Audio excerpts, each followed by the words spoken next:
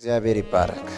የሉቃስ ወንጌል ምዕራፍ 2 እናወጣና ከአንድ ጀምረን የተወሰነች ቁጥር አብረን እናይና እስከ ቁጥር 14 ከዛ በዛ መሃል ያለውን የዕለቱን ሐሳብ አብረን እንካፈላለን። ጌታም ይረዳናል። እኛ ዳግም እንድንወለድ ሰማያዊ ዜጎች እንድንሆን የእግዚአብሔር ልጆች እንድንባል የኢየሱስ መወለድ ጌታ ስሙ ይባረክ። ወደኛ ዓለም ሲወለድ እኛ ደግሞ ወደ እሱ ዓለም እንድንወለድ እኛ ውስጥ ገባ፣ ይዞን ደግሞ ወደ አብ። ጌታ ስሙ ይባረክ። ስለዚህ የኛም ልደት ነው። እግዚአብሔር ይመስገን። ክብር ለኢየሱስ ይሁን። ይገርማል ግን አይገርምም? ጌታ ወደኛ መወለዱ። እግዚአብሔር ሰው ሆኖ እኮ ነው የመጣው። የሰው ልጅ ይላል አይደል? እሱም ሲጠይቅ የሰው ልጅ ሰዎች የሰው ልጅ ማን ይሉታል? የሰው ልጅ እኛን ሆኖ ተወለደ። እሱ ግን የእግዚአብሔር ልጅ ነው። ወደ ማን ሊያመጣን? ወደ እግዚአብሔር ልጅነት። ለዚህ አይደል ዮሐንስ 17 ላይ አባት ሆይ የሰጠኸኝን ክብር ሰጥቻቸዋለሁ፣ የሰጠኸኝን ክብር ሰጥቻቸዋለሁ። ምን ነበረ ክብሩ? የልጅነት ክብር። ብኩርናን ወደ ዓለም ይዞ የልጅነት ብኩርናን በኩርነትን ወደ ዓለም ይዞ ሲገባ የእግዚአብሔር ቅዱስ መላእክቶች ሁሉ ይስገዱለት ተብሎ ያ ሃሌሉያ የሰማይ ሰራዊት ሁሉ የሰገደለት ልጅነትን ይዞ የመጣበትን ያንን የልጅነት ክብር ደግሞ ለማሰጠን ለኛ ሰጠና እሱን ሲጨርስ ደግሞ አባት ሆይ ዓለም ሳይፈጠር ባንተ ዘንድ በነበረኝ ክብር አክብረኝ አለ። ጌታ ስሙ ይባረክ። መለኮታዊ ማንነቱን ሲይዝ ደግሞ እኛን የእግዚአብሔር ልጆች አደረገ። ለዚህ አይደል ወንድሞቼ ብሎ ሊጠራን አያፍርብንም። ሃሌሉያ አሜን። የልጅነት ክብር ሰጥቶናልና በመወለዱ ጌታ ስሙ ይባረክ። ይሄ ከገባን እኮ ራሳችንን እንደ ተራ ሰው አናይም። በሚበላ በሚጠጣ በሚለበስ በሚነዳ በምናምን ራሳችንን አንገምትም፣ ልክ አንሰጠው። የእግዚአብሔር ልጅነት መለኪያ የለው። በምድራዊ ነገር ተዋቅሮ የመጣ ሳይሆን በኢየሱስ ክርስቶስ ሞትና ትንሣኤ የተሰራ ነው። የእግዚአብሔር ልጅነት በክርስቶስ ኢየሱስ ሞትና ትንሣኤ የተሰራ ነው የእግዚአብሔር ልጅነት። ስለዚህ ምድራዊ ነገር ይኖረናል። አዎ ይኖረናል፣ በደንብ ይኖረናል። ግን ኖረም አልኖረም ከልጅነታችን ጋር ግንኙነት የለው። ምንም ያህል ምድራዊ ነገር ቢኖራችሁ ልጅነታችሁን ከፍ ያደርገው። ምንም አይነት ምድራዊ ነገር ብታጡ ልጅነታችሁን አያሳጣችሁ። የልጅነት ዋጋ በክርስቶስ ኢየሱስ ሞትና ትንሣኤ ልክ ነው። ስለዚህ ቀና የሚያደርገን በምድር ላይ የእግዚአብሔር ልጆች መሆናችን እንጂ ትርኪ ምርኪ ስላለን አይደለም። አሜን። ግን የእግዚአብሔር ልጆች በመሆናችን ደግሞ እሱ ሁሉ ይጨመርላችኋል ተብለን አስቀድማችሁ የእግዚአብሔርን መንግስት ጽድቁንም ፈልጉ፣ ሌላው ሁሉ ይጨመርላችኋል። በክርስቶስ ኢየሱስ ጽድቁን አግኝተናል። በክርስቶስ ኢየሱስ መንግስቱን ይዘናል። ጌታ ይመስገን። ስለዚህ የግድ ሌላው ሁሉ ምን ይላል? ይጨመራል። የሚጨመርልን የእግዚአብሔር ልጆች ስለሆን እንጂ ጭማሪው የእግዚአብሔር ልጅ ሊያደርገን አይችልም። ጭማሪ ነው፣ ምረቃ ነው። ወይ አሁን እናንተ ሱቅ ሄዳችሁ የሆነ አሁን ለካ ቀርቷል፣ አሁን ፊክስድ ነው በቃ ሁሉ ቦታ አይደል? ሲያሰፍሩ ምንም ሲሉ ቆም ብለው መርቁ እንጂ ይሉ ነበር። እምቢ ቢሉ ያን ያህል በተገዛው ነገር ላይ ምረቃውን እምቢ ቢሉ ምንም ያስከትለው ተጽዕኖ ይኖራል? ምንም የለም አይደል? ያቺ የምትመረቀስ ያንን ትልቁን ነገር ወዴት ይከተዋል? ወዴትም አይከተው። ምንም ምራቂ ነው። ዋናውን ይዘናል። አሜን። እስቲ እኔ በክርስቶስ የእግዚአብሔር ልጅ ነኝ በሉ። ሰማያዊ ዜግነት አለኝ በሉ። በዚህ በምድርም ስኖር እንደ ቤተ ክርስቲያን የክርስቶስ ምድራዊ አካል ነኝ። እንደ ቤተ ክርስቲያን አካሉና ሁሉም በሁሉ የሚሞላ የእርሱ ሙላት ነኝ። ባዶ አይደለሁም፣ ተራ አይደለሁም። በምድራዊም ነገር አይደለም የተሞላሁት፣ በራሱ በእግዚአብሔር ልጅ ክብር ተሞልቻለሁ። የከበርኩ ነኝ። ሃሌሉያ። ራሱ እግዚአብሔርንም እንኳን አንቱ አይባልም። እግዚአብሔር አባት ስለሆነ አንቱ አይባልም እንጂ በምድር ላይ አንቱ የሚያስፈልግ ከሆነ ከእግዚአብሔር ልጆች ውጪ አንቱ ሊባል የከበረ ማንም አይኖርም። ማንም።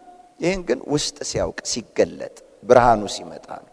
ልጅነታችሁ ከምንም በላይ ያን አውቀን እኮ የዛ ክብር ልክ ላይ ደርሰን ያንን ክብር በሕይወታችን በምድር ላይ መግለጥ ከጀመር እንደኛ ባለስልጣን በዚህ ዓለም ላይ የለም። ያ ከአዳም ተወስዶ የነበረውን ስልጣን በተፈጥሮ ላይ ስልጣን ባለስልጣን ሆኖ ጌታ ኢየሱስ መለሰው። በሰው ሰራሽ ላይ ባለስልጣን ሆኖ ኢየሱስ መለሰው። ለማን ነው የመለሰው? ውሃውን ጸጥ በል ያለ ማን ነው? ተፈጥሮን ገዝቶ ያሳየ ያን ግዛ አብጅ የተባለ ማን ነበር? አዳም ነበር። በውድቀት ምክንያት ያጣውን ኢየሱስ መጥቶ መልሶለታል። በለሲቷን ከስር ድረቅ ያለ ማን ነው? ማን ነው አሁን ይሄን ቃል ተናግሮ በለስ ማድረቅ የሚችል? ቃል ተናግሮ የእግዚአብሔር ልጆች የኢየሱስ ልጆች ካልሆኑ በቀር የክርስቶስን ሕይወት የሚደግሙ ካልሆኑ በስተቀር ማን ይኖራል በምድር ላይ? ማንም አይኖርም። የትኛው የረቀቀ የሰለጠነ የፍልስፍና ዓለም ነው አጋንንትን አይቶ ውጣ እዛ ውስጥ ልትገኝ አይገባም ብሎ የሚያስወጣ? በቃል ማንም የለም። ይህንን ግን የእግዚአብሔር ልጆች ተቀብለውታል። ይህን ስልጣን ጌታ ስሙ ይባረክ። በተፈጥሮ ላይ በሰው ሰራሽ ላይ በመናፍስት ዓለም ላይ አለቆች የበላዮች የሆኑት ማን ናቸው? የእግዚአብሔር ልጆች ናቸው። ከየት አገኙት? ከክርስቶስ። ክብር ለኢየሱስ ይሁን። ስለዚህ አንቱ የሚያስፈልግ ቢሆን ኖሮ ከእግዚአብሔር ልጆች በላይ ማን አንቱ መባል ነበረበት በዚህ ምድር ላይ? የለም። አባታችን አንቱ ስለማይባል እኛም አንተ አንቺ እየተባል እንኖራለን። አሜን። አዎ ትልቅ ነው እግዚአብሔር። ቅርበቱን ነው አንተ ብለን የምንጠራው አባት ስለሆነ ጌታ ይባረክ። እና ወደዛ ሁሉ አሁን ወደ ነገርኳችሁና ገና ቀርቶ ወዳለው ነገር ሁሉ የገባ ነው በክርስቶስ ኢየሱስ በተወለደበት መወለድ ውስጥ ነው። ይሄን ፕሮግራም ይዞ ነው መጥቶ ወደኛ ዓለም የተወለደው። ይሄንን ፕሮግራም በእኛ ላይ ለመስራት ለመፈጸም ጌታ ይባረክ። አሜን አላችሁ? እስቲ በእኔ ያለው በዓለም ካለው ይበልጣል በሉ። እኔ እኮ በሉ የኢየሱስ ሕይወት አለኝ። እግዚአብሔር ሕይወቴ ነው። መንፈስ ቅዱስ ሕይወቴ ነው። በዛ ላይ ደግሞ የተለያየ ጸጋ ስጦታ ተሰጥቶኛል። መንፈስ ቅዱስ በእኔ ላይ ይሰራል። እና በዓለም ላይ እንደኔ አይነት ያለ ሰው ማን ነው በሉ እስቲ? የእኔ ወንድሞችና እህቶች ካልሆኑ በቀር ልዩ ነን። አሜን፣ ልዩ ነን። ለይሄ ነው እውነተኛና ትክክለኛ ክብር የሚባለው። ሁኔታ ያከበረው ክብር አይደለም፣ ሁኔታ ያዋርደዋል። ከሁኔታ ውጪ በብርና በወርቅ ሳይሆን ክቡር በሆነ በክርስቶስ ኢየሱስ ደም እንደተዋጃችሁ እንደከበራችሁ ታውቃላችሁ ይለናል። ብርና ወርቅ ሁኔታ ነው ያከበረው። የኢየሱስ ደም ግን በራሱ ለዘላለም የከበረ ማንም ያከበረው የለም። ብርንም ሰው ነው ያከበረው፣ ወርቅንም ሰው ነው ያከበረው፣ ጌጣጌጦችንም ሁኔታ ነው ያከበራቸው። አሜን። ሰው ባይኖር ወርቅ ተራ ነው። ማን ምን ያደርገዋል? ለምን ይውላል? ሰው ባይኖር ግን ክብሩ ኢየሱስ ከሰው በፊት ነበር፣ በክብሩ ነበረ። ጌታ ስሙ ይባረክ። ያለ የሚኖር ነው እና በሱ ስለሆነ የከበር ነው። ጌታ ይመስገን። ለክብራችሁ ዋጋ ስጡ፣ ጌታ ስላከበራችሁ። አሜን። እኔ በክርስቶስ ኢየሱስ የከበርኩ ነኝ በሉ። ብዙ ቦታ እኔ ከጸሎት ቦታ ውጪ ብዙ ቦታ ጌታ ኢየሱስ ራሱን እየገለጠ ሲሰራ አይቻለሁ። እንግዲህ ምንድነን እኛ? ተንቀሳቃሽ ምኑ ነን? መቅደሱ። እንግዲህ እግዚአብሔርን የሚፈልግ ሁሉ ከሰፈር ወጥቶ ወደ መገናኛው ድንኳን መሄድ ካለበት አሁን እግዚአብሔርን የሚፈልግ ሁሉ ወደ አንተ ወደ አንቺ መምጣት አለ። በቃ አለቀ። በቃ አንቺ ብቻ ኮንሸስ ሁኚ እግዚአብሔር ካንቺ ጋር እንዳለ፣ እግዚአብሔር በውስጥህ እንዳለ። ክብር ለኢየሱስ ይሁን። ልጅነታችሁን በኑሯችሁ አትለኩት። ተሳካልኝ ባላችሁት ነገር አትለኩት። ስለተሳካላችሁ ልጅ አይደላችሁ። አሜን። ልጅነት ከዛ በላይ ነው። ስለ አንድ ነገር ሞክራችሁ አልተሳካልኝም ካላችሁ ልጅነታችሁን አያቅልልባችሁ፣ በሱ አይመዘንም። በስኬት ባለመሳካት ልጅነት ልካችሁ ኢየሱስ ነው። ዛሬ ደግሞ እንዲህ የጌታን ልደት በመታሰቢያ ብቻ አያበቃም። በቤታችሁ አንድ አዲስ ነገር ይወለዳል። አዲስ ነገር ይወለዳል። ያልነበረ ነገር ይወለዳል። ሰው የማይሰራው ነገር ይወለዳል። ከናንተ አቅም ውጪ የሆነ ነገር ይወለዳል። እግዚአብሔርን የሚያከብር ነገር ይወለዳል። ለምስጋና የሚሆን ነገር ይወለዳል። ለክብር የሚሆን ነገር ይወለዳል። ማክራዲያ ቤላሃዲያሳ ጀለደቤ ለሃዳባካ ይወለዳል። ሃሌሉያ! ይወለዳል። አዲስ ነገር ቤታችሁ ታያላችሁ። የእውነት ታያላችሁ። ይሄውን ጌታ የሰጠኝ ነው። ታያላችሁ። እኔ ተቀብያለሁ። ቤታችሁ አዲስ ነገር ይወለዳል። የመለኮት እጅ ያለበት፣ የእግዚአብሔር ጣት የሰራው የመንፈስ ቅዱስ እጅ ያለበት አዲስ ነገር በቤታችሁ ይወለዳል። በሕይወታችሁ ይወለዳል። በተሰማራችሁበት ይወለዳል። ይታያል፣ ይገለጣል። ቆይ አንድ ማስረጃ ልንገራችሁ። ጌታ ኢየሱስ ሲወለድ ማርያምና ዮሴፍ መላእክቶቹ እረኞቹ እንደነገሯቸው የት ውስጥ ናቸው? ግርግም ውስጥ አይደል? ከዋክብት እየተከተሉ ሰዎች መጡ። ምን ይዘው? ከርቤ፣ ዕጣን፣ ወርቅ፣ ሽቶ፣ የከበረውን ነገር ይዘው ማ በመወለዱ ወርቅ ነበራት። ዛሬ የሌላችሁን ተው፣ አዲስ ነገር ይመጣል። የሚወለድ ነገር አለ። ኢየሱስ እሷ ጋር ስለተወለደ ስለተገኘ ሃሌሉያ! የማያቋት ሰዎች ናቸው ይዘው የመጡት። ደግሞ ተራ ሰዎች እኮ አይደሉም፣ በጣም ሊቆች ናቸው። የከበረ ነገር በቤታችሁ ይወለዳል፣ በሕይወታችሁ ይወለዳል። ታላላቆች እጅ የገባበት ነገር በሕይወታችሁ ይሆናል። የተዘጋጀ ሰው ካለ ያገኘዋል። ክብር ለኢየሱስ ይሁን። አዲስ ነገር በቤታችሁ ይወለዳል፣ ይታያል። በስራችሁ አዲስ ነገር፣ በአገልግሎት አዲስ ነገር፣ በኑሮ አዲስ ነገር፣ በትዳር አዲስ ነገር፣ በተሰማራችሁበት አዲስ ነገር። ምክንያቱም የኢየሱስ መወለድ ለውጥ ያመጣል። ሲታሰብም በመታሰቢያነት ብቻ ሳይሆን ዛሬም ኢየሱስ የሚሰራ ነው፣ ሕያው ነው እና ዛሬ አንድ ነገር ይወለዳል። አዲስ ነገር ይሆናል። እስቲ ከእግዚአብሔር በሉ በጌታ በኢየሱስ ስም አዲስ ነገር አሁን እቀበላለሁ። እግዚአብሔር አምላኬ ሁልጊዜ በአዳዲስ ነገር የተሞላ ነው። በተለይ ዛሬ በታላቁ በዓል መታሰቢያ ምክንያት እግዚአብሔር በሕይወቴ አዲስ ነገር ያደርጋል። በቃ ተወለደ። ጌታ ይባረክ። እንዳልኳችሁ ነው፣ አጭር ነው። እሺ ጸሎታችሁ ላይ አዲስ ነገር፣ አዲስ ጉልበት፣ ራእይ ማየት ትጀምራላችሁ። አይኖቻችሁ ይከፈታል። የእግዚአብሔርን ቃል ስታነቡ መገለጥ ውስጥ ትገባላችሁ። ምን ያህል እንደቆያችሁ ሳይታወቃችሁ። ሃሌሉያ! ስምህ ይባረክ። እግዚአብሔር መንፈሳዊ ሕይወታችሁን አድሳለሁ ይለኛል። ያድሳል ጌታ። አሜን። ያድሳል። ትታደሳላችሁ። በቃ በጸሎት ውስጥ ታውቁታላችሁ፣ በቃል ንባብ ውስጥ ታውቁታላችሁ፣ በአምልኮ ውስጥ ታውቁታላችሁ። ሕይወት ይታደሳል። ልዩ ንቅናቄ ያደርጋል እግዚአብሔር በመንፈስ ዓለም። ልዩ ንቅናቄ ካልተጠበቀ ሰው ውስጥ የሚወጣ ነገር አለ። ሃሌሉያ! የእግዚአብሔር ፕሮግራም ይለቀቃል። አሁን ላቢዴ ላሃዳያባ ጠብቃት፣ ያዝ ማሬ ባሃዳካ ጄሌቴቤ ለባሃዲላ መንፈሳዊ ሕይወት ይታደሳል። ደስ ይበላችሁ። አንዳንዶች እንዲህ መንፈስ ጸሎትም ድርቅ ያለባችሁ፣ ቃል ማንበብም እየፈለጋችሁ ግን አቅም ያጣችሁ፣ ድርቅ ያለባችሁ እግዚአብሔር ያድሳል። እግዚአብሔር ዘይት ይሰጣችኋል። እግዚአብሔር ቅባት ይጨምርላችኋል። ሃሌሉያ! ሃሌሉያ! ይሄ ይሆናል። አሜን። ይሄ ይሆናል። በተለይ በዚህ በመጨረሻው ዘመን ፈጣን ስራ እንድንሰራ እግዚአብሔር ይፈልጋል። ገባንም አልገባንም ይሄ የመንፈስ ቅዱስ የሥራ ጊዜ ነው፣ የመጨረሻው ዘመን። ስለዚህ እኛን በኃይል ያስታጥቀናል፣ ያድሰናል። ይሄ ለአንዳንድ ነገሮች ልዩ ትኩረት የሰጠን ሁሉ ለመንፈሳዊው ነገር የበለጠ ትኩረት እንድንሰጥ ያደርገናል። ከልባችን ላይ ይነሳሉ፣ ከአእምሮአችን ላይ ይነሳሉ፣ ይለቁናል። ራዲኬላ ሃዳባ መላቀቅ ያደርጋል ጌታ። የእውነት መላቀቅ ያደርጋል። እንዲሁ እኮ ነው አይደል ያደረገው። ሙሴ የተወለደ ጊዜ እግዚአብሔር ምንድን ነው ያለው? ሙሴን ሲልከው ሕዝቤ ያመልከኝ ዘንድ ልቀቅ በለው። አሁን ከአንዳንድ ነገሮች መላቀቅ ሲመጣ እውነተኛ አምልኮና እውነተኛ አገልግሎት ውስጥ እንገባለን። ፕሮግራማችሁ ውስጥ ጣልቃ ይገባል ጌታ። ጣልቃ ይገባል። እንደ ማርያም ጣልቃ ይገባል። ግን የከበረ ነገር በሕይወታችሁ ይሆናል። የተሻለ ነገር ይሆናል። ማፕራዲላ ቤላ ባሃ ስምህ ይባረክ። ታያላችሁ። ጸሎታችሁ ላይ አይኖቻችሁ የሚከፈት ሰዎች ራእይ ታያላችሁ።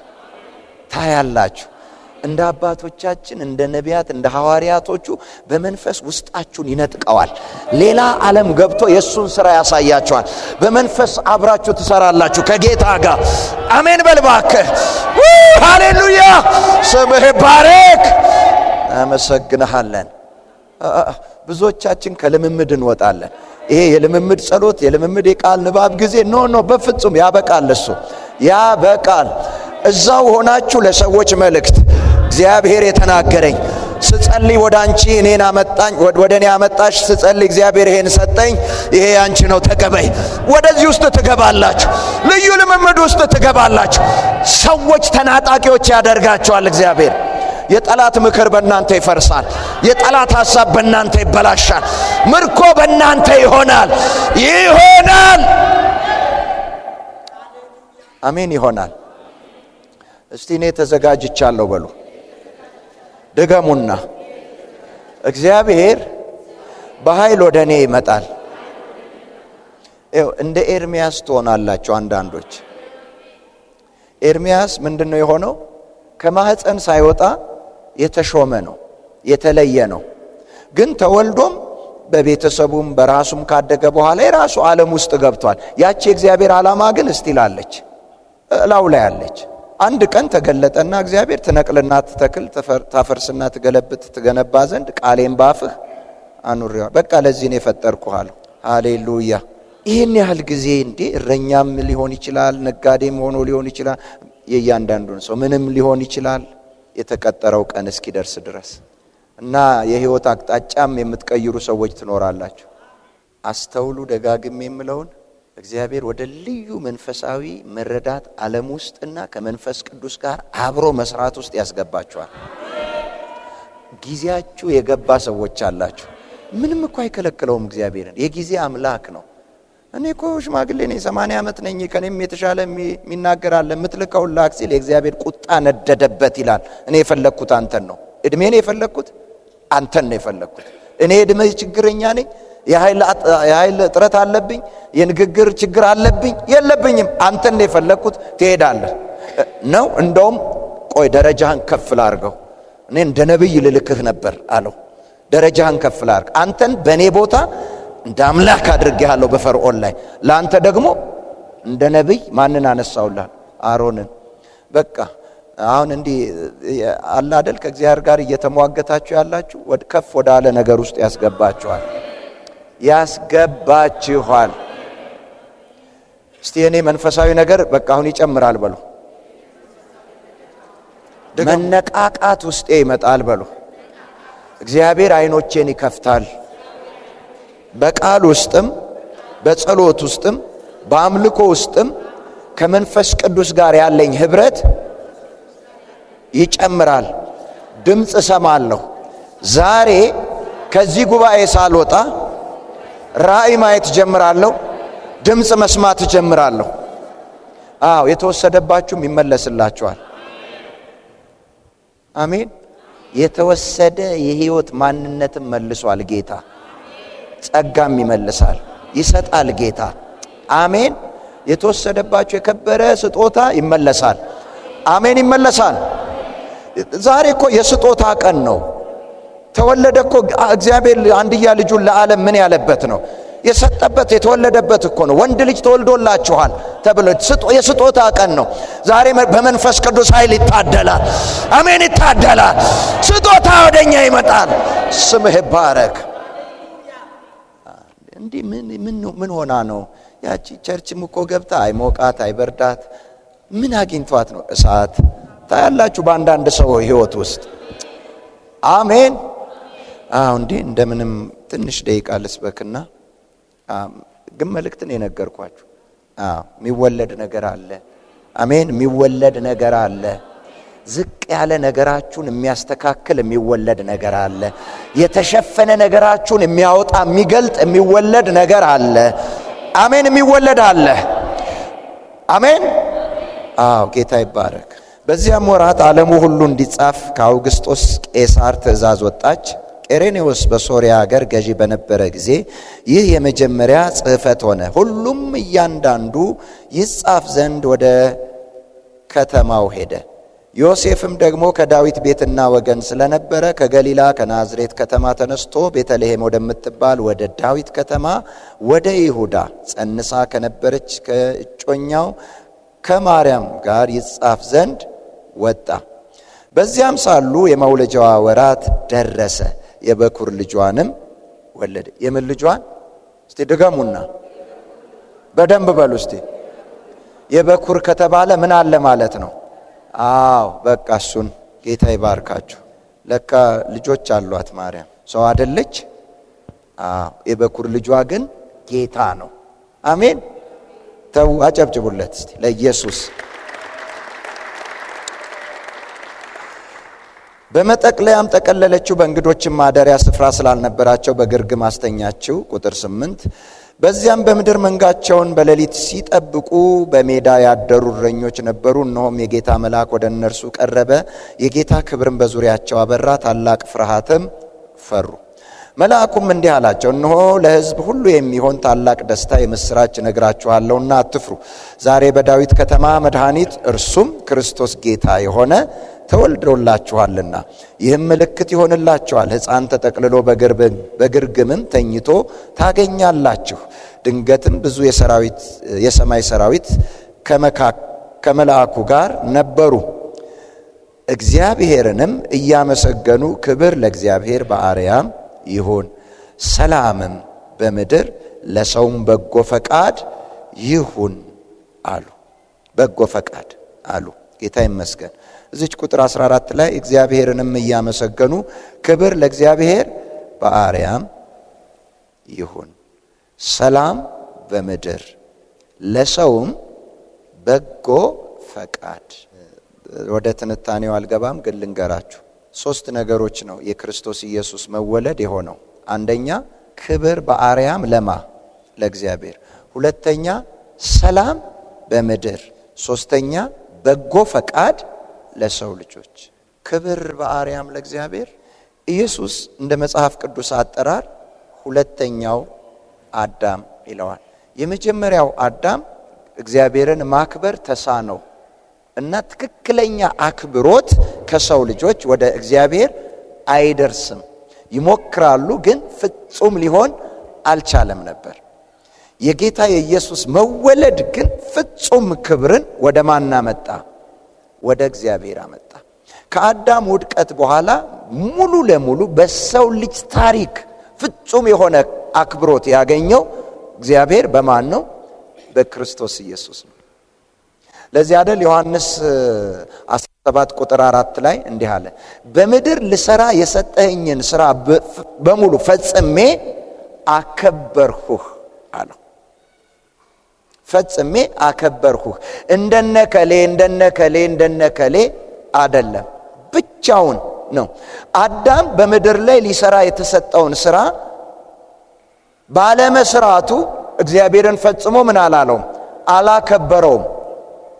አላከበረውም። እግዚአብሔር በአዳም አልከበረም። የተሰጠውን ስራ አዳም እንደሚገባ አልሰራም፣ አልጠበቀም፣ አላበጀም፣ አላስተዳደረም፣ አልገዛም። እንደውም ተገዛ። በአዋፋት ላይ ሰልጥን፣ በምድር ላይ በየብስ ላይ ሰልጥን፣ በሁሉ ላይ ሰልጥን ብሎ የሰጠውን ስልጣን አዳም ተሳነው። ኢየሱስ ግን ሲመጣ በውሃውም ላይ ሰለጠነ፣ በአዋፋቱም ላይ ሰለጠነ፣ በተፈጥሮም በሰው ሰራሹም ላይ ሃሌሉያ። አዳም ያቃተውን ነገር ኢየሱስ ፈጽሞ ማንን አከበረው? እግዚአብሔርን አከበረው። በኢየሱስ መወለዱ 3 ነገር ነው የሆነው። ይሄን አንዴ በቃ ያዙት። አንደኛ ፍጹም የሆነ አክብሮት ከሰው ወደማ ወደ እግዚአብሔር። ሃሌሉያ። እስቲ በእኔ እግዚአብሔር ይከብራል በሉ። ሁለተኛ ምንድነው የሆነው? በምድር ሰላም። ክርስቶስ ምናችን ነው ይላል። እሱንም በዝርዝር እናያለን። ሶስተኛው ደግሞ ምንድነው? በጎ ፈቃድ ለማ ለሰው ልጅ። ምንድነው በጎ ፈቃድ?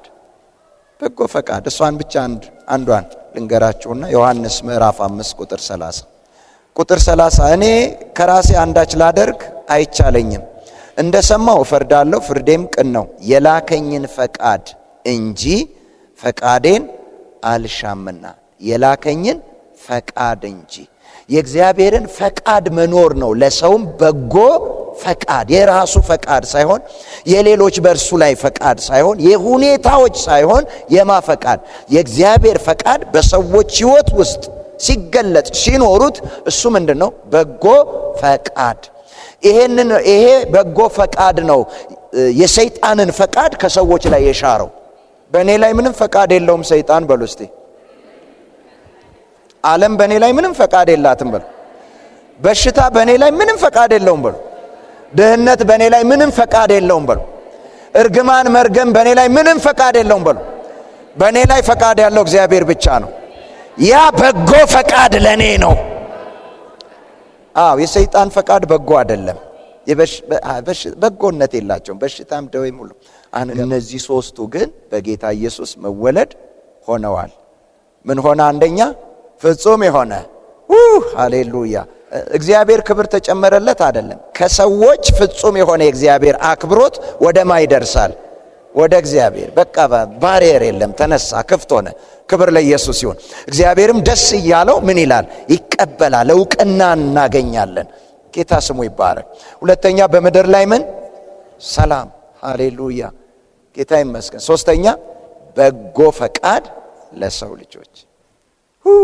ልክ ኢየሱስ ሲወለድ መልአኩ ይሄንን ምን አለ? አወጀው። በቃ ይሄ ይሆናል አለ። ሆነ። እስቲ ሆኗል በሉ። ጌታ ይባረክ። ክብር ለኢየሱስ ይሁን። አሜን አላችሁ? አዲስ ነገር ይወለዳል። አዲስ ነገር ይወለዳል። አዲስ ነገር ይወለዳል። አሁንም በዚች ጊዜ ውስጥ በህይወታችሁ የእግዚአብሔር ነገር እንዲህ የሚፈነዳ ሰዎች አላችሁ። እንዲህ ከቤት ያለፈ ነገር፣ ከኑሮ ያለፈ ነገር፣ ለዓለም የሚያተርፍ ነገር፣ ለብዙዎች የሚጠቅም ነገር፣ በሄዳችሁበት ሁሉ ክርስቶስ የሚታይበት የሚገለጥበት። ሃሌሉያ፣ ስምህ ይባረክ። አሜን። ይሄ ይሆናል። ለዚህ ነው ሲጀምርላችሁ አንዳንዶቻችሁ የህይወት አቅጣጫም ትቀይራል። የፈለገ ድከሙበት፣ የፈለገ ኢንቨስት አድርጉበት። በቃ ጊዜያችሁ ደርሶ እግዚአብሔር ወደሚፈልገው ዞር ሲያረጋችሁ በቃ አሜን፣ በቃ ተው፣ ግድ የለም። ምክንያቱም የከበረው ይሄ ነው። አሜን አላችሁ? በቃ እንደ ሙሴ እኮ በጎቹን ቁጭ አድርጎ መሄድ ነው። ሃሌሉያ፣ አሜን። እንደ ኤልሳ ጥማዱን ርድ አድርጎ መሄድ ነው። ጌታ ስሙ ይባረክ። እና ይገለጣል የእግዚአብሔር ክብር። የመጨረሻውን ዘመን እሳት እግዚአብሔር ያነድባችኋል። አሜን። ንግግራችሁ ይከብዳል። ማለፍ መግባታችሁ ይከብዳል። እንደ በፊቱ ሰው ሊያዋችሁ አይችልም። በሄዳችሁበት በበፊቱ ልክ ሰው ሊያስተናግዳችሁ አይችልም። አዲስ ነገር በሕይወታችሁ ይሆናል። ያ ሲሆን ደግሞ ሞገስ ይበዛል፣ ሞገስ ይጨመራል። በፊት የሚያውቋችሁም ከዚህ በኋላ እንደ በፊቱ አያስተናግዷችሁም። ሞገስ ይጨምራል። አሜን። ሞገስ ይጨምራል። ነገራችሁ የተለቀቀ ይሆናል፣ የተፈታ ይሆናል፣ የተባረከ ይሆናል፣ የቀለለ ይሆናል በጌታ በኢየሱስ ስም። አዲስ ነገር ይወለዳል። እንዲህ የሚታይ እንዲህ የሚነገር ብቻ እኮ አይደለም። የእግዚአብሔር ነገር የተነገረው የሚታይ ነው። ዛሬ እንደረኞቹ እንድትሉ ፈልጋለሁ። ሁላችንም እንድንል መልአኩ ከነገራቸው በኋላ ለእረኞቹ መልአኩ ከሄደ ሰራዊቶቹም ከሄዱ በኋላ እርስ በርስ ምን አሉ? ኑ እንሂድና እግዚአብሔር የገለጠልንን እንይ አሉ። ሄዳችሁ ታውታላችሁ። የእግዚአብሔር ነገር በንግግር ብቻ የሚያበቃ አይደለም። የሚታይ ነው፣ የሚጨበጥ ነው፣ የሚዳሰስ ነው፣ የሚኖር ነው። ሃሌሉያ። እስቲ አየዋለሁ በሉ። ደገሙና በሕይወቴ በሉ። አዲስ ነገር አሁን ይወለዳል። ጊዜው ገብቷል በሉ። ደገሙና ለራሳችሁ እንዲህ በሉ። በእኔ ሕይወት በሉ አዲስ ነገር ይወለዳል። ጊዜው ደርሷል። የእውነት ነው ምላችሁ። እዩ አያቅም። ከጓደኞቹ ጋር ምን ያደርግ ነበር? ይጫወት ነበር። ገበጣ ይሁን ጠጠር ይሁን ብቻ ምን በጊዜው ምን ይላል? አንዳቸው ከአንዳቸው አይለዩም። ሁሉም ጓደኛሞች ናቸው። አታፍር ፎረሽክ ምናምን ብዙ ነገር አለ ስንጫወት እንደነበር። ድንገት አንድ ነብይ መጣና ጠራው እና ነብዩ ደግሞ ለየት ያለ ነው። ምንድነው የሚሉት ሰዎቹ? እብድ። ለየት ያለ ነው። ከሰው ስርዓት ውጪ ነው ንግግሩ ሁሉ፣ አይገባም ለሰው እና ትፈለጋለህ አለው እዩን። ከመካከላቸው ሄደ፣ ነገረው፣ ቀባው፣ በቃ ተመለሰ። ሲመለስ ጓደኞቹ ና እንጫወት አሉ። ምንድነው የሆኑት? ንጉስ ነህ ብለው ምን አሉ? ሰገዱ። ድፍት ነው ያሉት። በቃ ልዩነት ይፈጥራል። አንድ የጌታ አዲስ ነገር በሕይወታችሁ ሲወለድ በዙሪያችሁ የሚያስገርም ነገር ይሆናል። አሜን በሉ ባካችሁ። ድገሙና ሃሌሉያ። አዲስ ነገር ይወለዳል። በደንብ በቃ እርግጠኛ ሆኜ ነው የምነግራችሁ። አዲስ ነገር ይወለዳል። አዲስ ነገር ይወለዳል። ይወለዳል። ጊዜው ነው አሁን። አሜን። ጊዜው ነው። ምን አሉት ጓደኛቸውን? ንጉሥ ነህ አሉት። ለኢዩ የነገረውን ነገር ሰምተዋል? አልሰሙም እኮ። ከየት አመጡት? ጓደኛቸው እኮ ነው። በቃ እግዚአብሔር ነገር ከተወለደ ሁሉም ያውቀዋል። ግልጽ ነው። ራሳችሁን ማስረዳት አይጠበቅባችሁ። ራሱ ላያችሁ ላይ የተገለጠው ያወራል። እናንተ ለጌታ ክብር ትሰጣላችሁ። አሜን አላችሁ። አሜን። ጌታ ይባረክ። እስቲ ለጌታ ክብር አምጡለት።